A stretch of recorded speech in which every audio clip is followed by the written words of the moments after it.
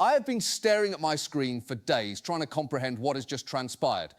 Australia, yes, the country that gave us crocodile wrestling, Vegemite, and the unshakable conviction that everything poisonous can also be delicious, has just accomplished the unthinkable. On December 10th, 2025, the world's first nationwide ban on social media for children under 16 came into effect. Not as symbolic gesture or half-hearted political posturing, but as ironclad legislation backed by fines of up to 50 million Australian dollars for platforms that dare grant children access. This isn't political theatre, this is a declaration of war against Silicon Valley that could shatter and rebuild the global digital order. Picture this. While the rest of the world continues debating whether TikTok might possibly be harmful to teenagers, Australia has already decided the answer is yes and acted accordingly. This is like someone standing up during an endless climate change debate and simply starting to install solar panels while everyone else argues about whether the sun exists. The audacity is breathtaking and potentially world-changing.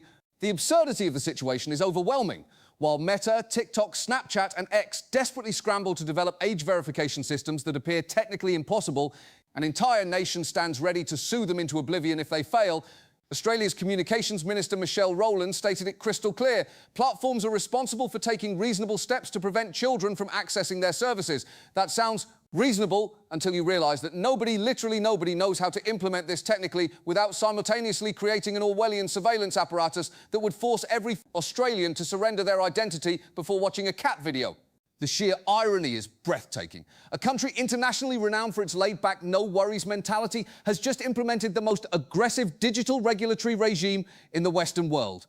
Australian teenagers, accustomed to sharing their opinions about avocado toast and Crocs on Instagram, suddenly wake up in a reality where they are technologically too young to exist online. It's like someone decided koalas are too dangerous for zoos and should instead be kept in maximum security prisons. What makes this even more absurd is that the same politicians who passed this law probably have their passwords written on post-it notes stuck to their monitors. These people who marvel at the cloud and believe Wi-Fi gets blocked by trees have just instructed tech giants to solve problems that even the world's most brilliant computer scientists consider unsolvable. It's like horse whispers telling NASA how to fly to Mars. The geopolitical implications of this decision are so far-reaching, they could fundamentally alter how democracies interact with digital platforms. Australia has drawn a line in the sand and declared our children matter more than your business models.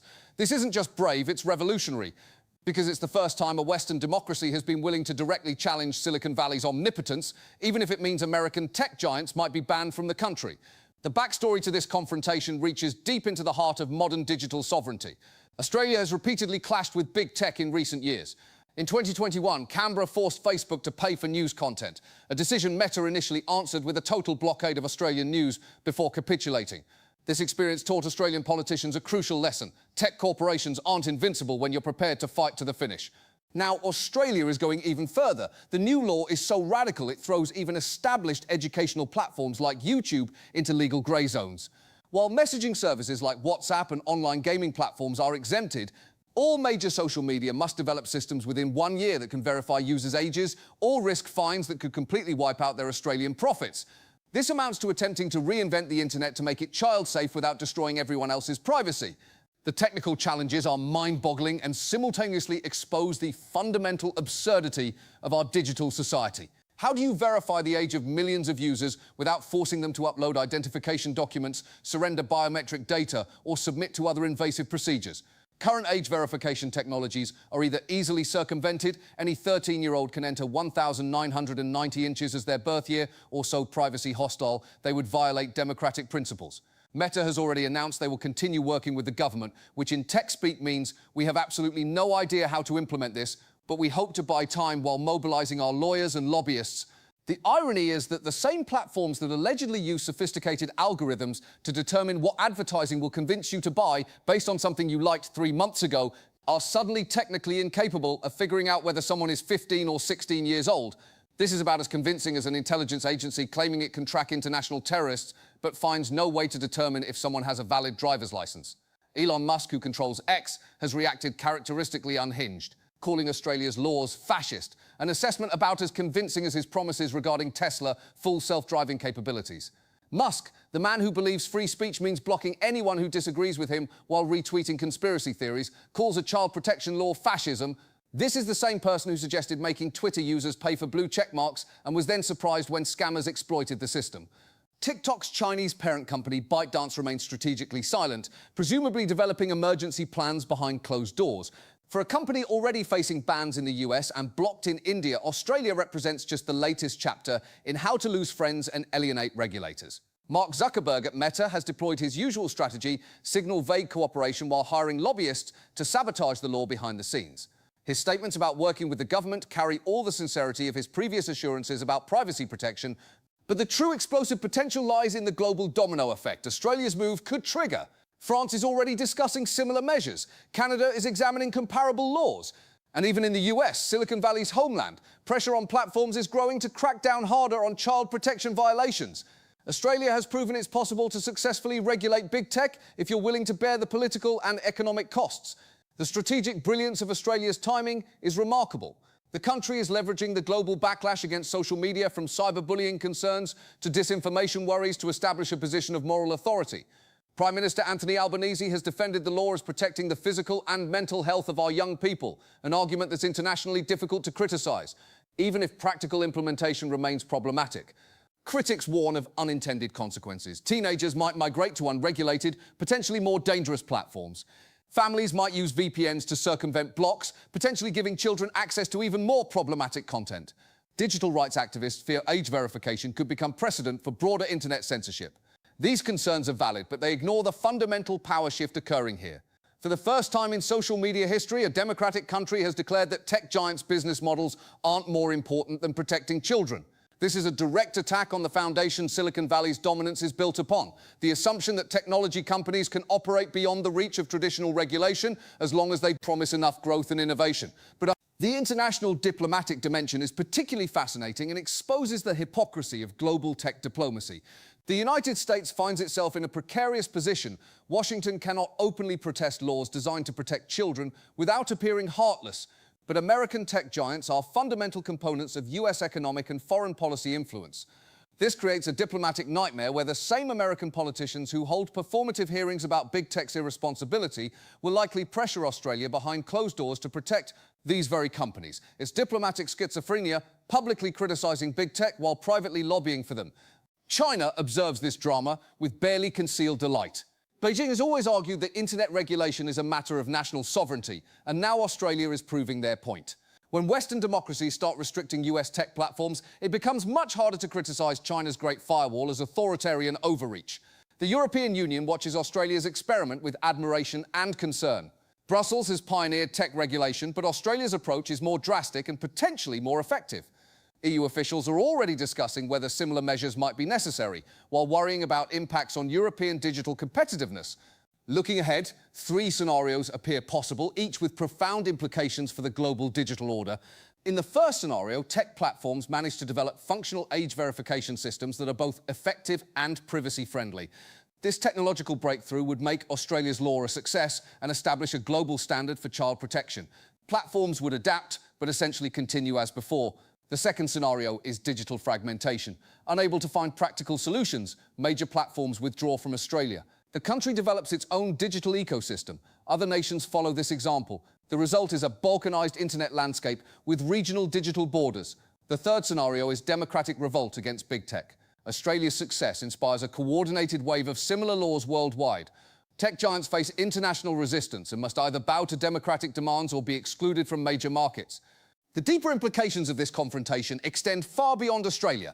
It's about the fundamental question of who controls the internet. Elected governments accountable to their citizens, or private corporations primarily obligated to shareholders. Australia has provided an answer that could shift the balance of digital power. What impresses me most as an observer of this geopolitical soap opera is not just Australia's willingness to take on the fight, but the sheer audacity of the strategic approach. Most countries talk endlessly about tech regulation. Blue ribbon commissions are formed with great fanfare. Congressional hearings are held with maximum media coverage. Comprehensive reports are published with urgent recommendations. But they consistently shy away from practical consequences the moment tech lobbyists arrive with briefcases full of economic threat assessments and innovation. Doom scenarios. The pattern is always the same. Big promises, bigger studies, and ultimately capitulation disguised as continued dialogue with stakeholders. Australia has broken this cycle by deciding that protecting children is more important than the convenience of unregulated technology, even if it means confronting some of the world's most powerful, vindictive and legally aggressive corporations. This represents a fundamental shift from the usual governmental approach of hoping problems will solve themselves if you study them long enough. This is particularly remarkable at a time when most Western governments grovel before big tech, like subservient courtiers before a king, competing to offer the most attractive tax incentives and the most lenient regulatory environment. We've become so accustomed to tech giants controlling our digital spaces, monetizing our attention and treating our children as raw material for advertising-based business models that we've forgotten they're theoretically still companies subject to democratic laws and societal values. Australia has reminded us of this fundamental truth. Corporations aren't sovereign states, even if they sometimes behave like they have their own laws, their own diplomacy, their own military lawyers, and their own peculiar definition of accountability. The historical dimension is equally remarkable and potentially epoch-defining. We may be witnessing the beginning of the end of the move fast and break things era of the internet, when tech companies could first conquer markets and reshape societies without worrying about consequences until it was too late to meaningfully regulate them. This approach worked brilliantly for Silicon Valley because by the time governments realized what was happening, the platforms had become so embedded in social and economic infrastructure that removing them seemed impossible. Australia's law signals that the age of digital manifest destiny might be over, that developed societies are beginning to set firm boundaries and declare this far and no further. Our children are not beta testers for your profit maximization algorithms. This represents a potential inflection point where democratic societies stop reacting to technological change and start directing it according to their values. The next months will determine whether Australia's digital war is won or lost, but the strategic foundations have already shifted the global conversation. Tech companies can no longer credibly claim that democratic regulation is technically impossible. They must now demonstrate that they're innovative enough to be both profitable and socially responsible. If they fail to meet this challenge, they will have proven their own moral and technical obsolescence. If they succeed, they will have admitted they could have acted responsibly all along, but chose not to because it was more profitable to externalise the costs to society. The true genius of Australia's approach lies in its unassailable moral clarity and strategic positioning. It's virtually impossible to argue against child protection without revealing yourself to be a sociopathic monster, more concerned with quarterly earnings than human welfare. Tech CEOs who normally portray any regulation as an existential threat to innovation, economic growth, and technological progress must now publicly explain why they believe their advertising revenue streams are more important than children's psychological well-being. This is a public relations battle they cannot win, regardless of how much money they pour into astroturfing campaigns, think tank studies, and lobbyist charm offensives. The beauty of Australia's position is that it forces tech companies to argue on moral grounds where they have no defensible position. They can't claim this is about economic protectionism because Australia isn't favouring domestic alternatives. They can't claim it's about censorship because it's specifically about protecting children, not controlling adult speech. They can't claim it's about innovation because age verification technology already exists in other industries. They're left arguing that their right to profit from children's attention is more important than those children's right to a healthy psychological development, which is not a winning argument in any democratic society. But regardless of the immediate outcome, whether tech companies comply, withdraw, or find some intermediate solution, Australia has already proven something profound and historically significant. Big tech isn't invincible, and their power isn't ordained by natural law or technological inevitability. Their dominance is based on regulatory capture, political cowardice, and the passive consent of societies that have grown accustomed to trading privacy and autonomy for convenience. When a democracy is genuinely willing to put principles over profits and accept the short-term disruptions that come with confronting entrenched power, even the world's most influential and well-resourced corporations can be held accountable and forced to modify their behaviour. That alone makes Australia's experiment one of the most important geopolitical developments of the digital age. Not because of its immediate impact on teenage social media habits, but because of its fundamental demonstration that democratic sovereignty can still triumph over technocratic dominance when exercised with sufficient courage and moral clarity.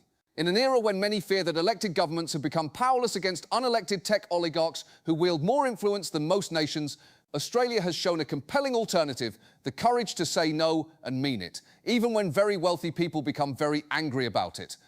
Whether this strategy ultimately succeeds or fails spectacularly will reshape how we think about technology, democracy, and corporate power for generations to come. But the attempt itself has already shifted the global balance of digital power and demonstrated to other democracies that resistance isn't just possible, it's necessary and achievable when you're willing to accept the cost of defending your values. That may be Australia's most important gift to the world, proof that big tech's seemingly unstoppable march toward total dominance of our digital existence can be halted, reversed, and redirected when societies decide they had enough and are ready to act.